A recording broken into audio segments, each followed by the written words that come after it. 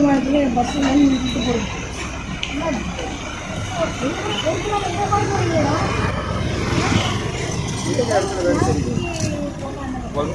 பசங்க 50% நின்றாரு. அவரும் போயிருக்காரு.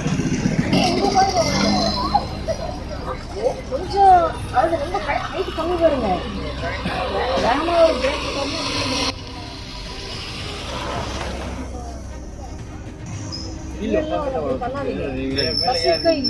பஸ் இப்பைக்கு நம்ம ஊருக்கு இல்லை மேம், லேட் ஆகும். மணி 3 மணிக்கு மேலே தான் பஸ்.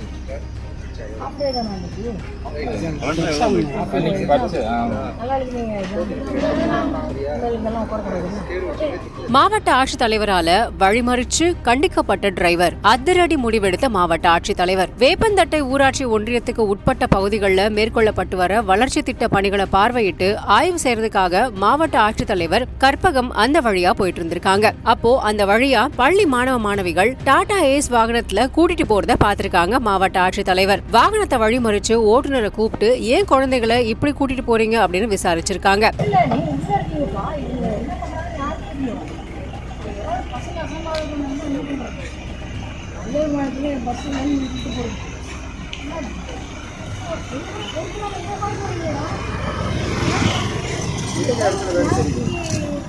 பசங்க 50% நின்றாரு. அவரும் போயிருக்காரு.